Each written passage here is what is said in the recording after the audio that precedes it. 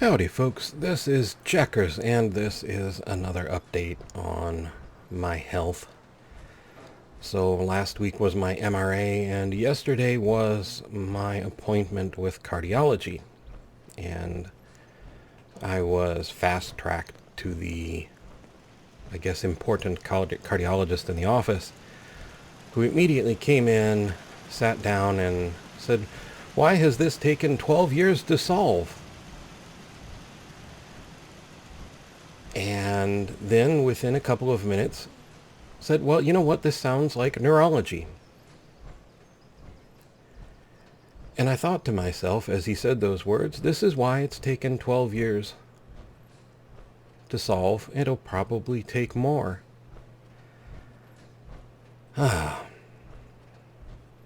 It wasn't a total bust, I have to say that, although it was harder than any other excursion I've made. It took more out of me and it took me longer to recover. I don't sound like this when I get to my appointment. I sound like I've been drinking all day, and I don't drink.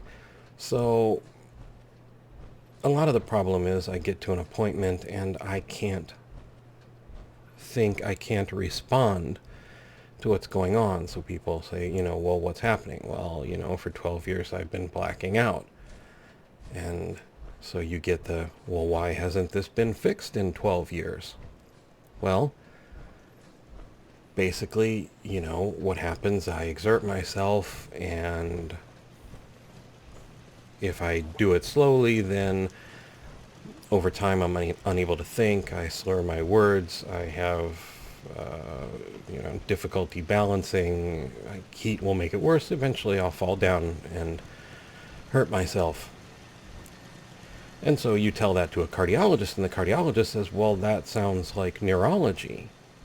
So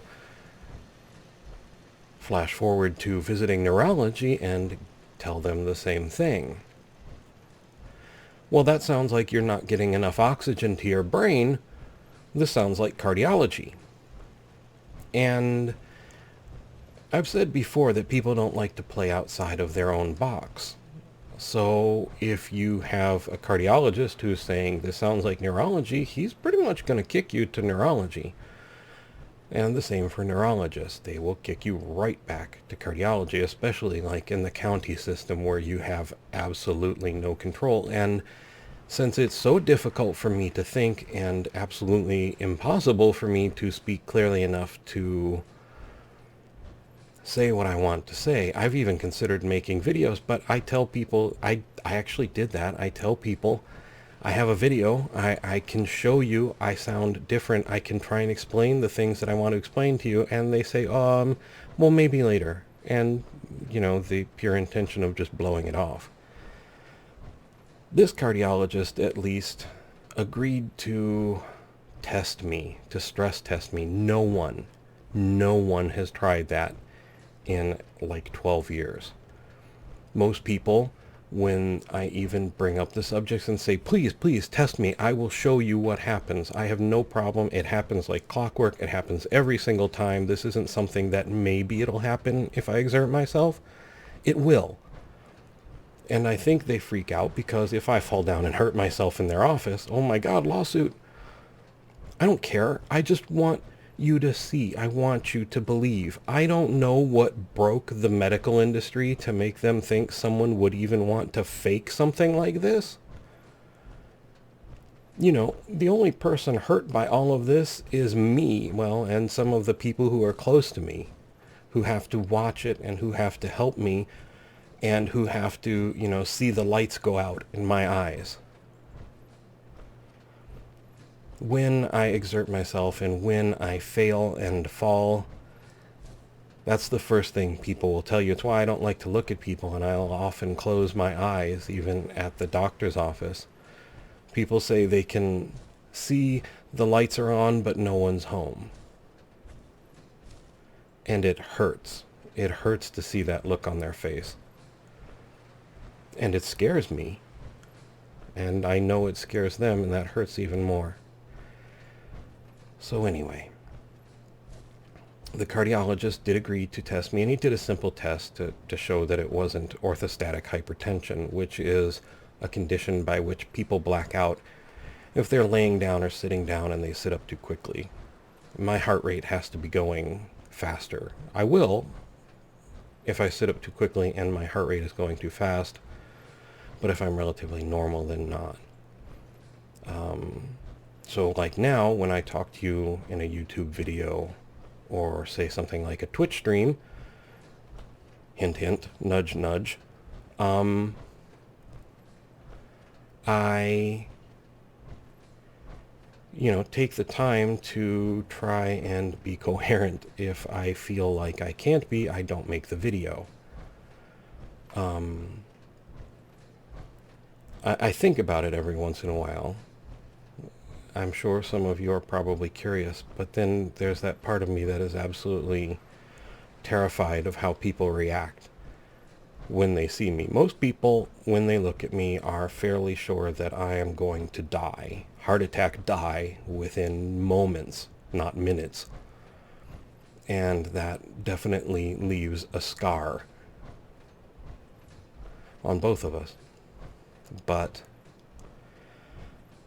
all of that being said, so now I get the super cool medical grade harness to wear for 14 days, which means we'll have no trouble racking up some awesome events for them. And the stress test. However, insurance has to approve both. My primary care doctor was under the impression that the cardiologist could just order these and they would happen, but insurance changes on a day-to-day basis, I suppose. I don't know. It's just always concerning, I suppose. Strange. But, after 12, pretty much going on 13 years, what can I do? Neurology is up next fairly soon again, and so hopefully we're all moving in the right direction, and now I at least have, a condition that's outside the box to get people thinking the right way. I did ask the cardiologist about autonomic dysreflexia, but I couldn't tell if he actually knew what I was talking about or had heard of it and didn't remember and didn't want to admit to it. His reaction was very deflective.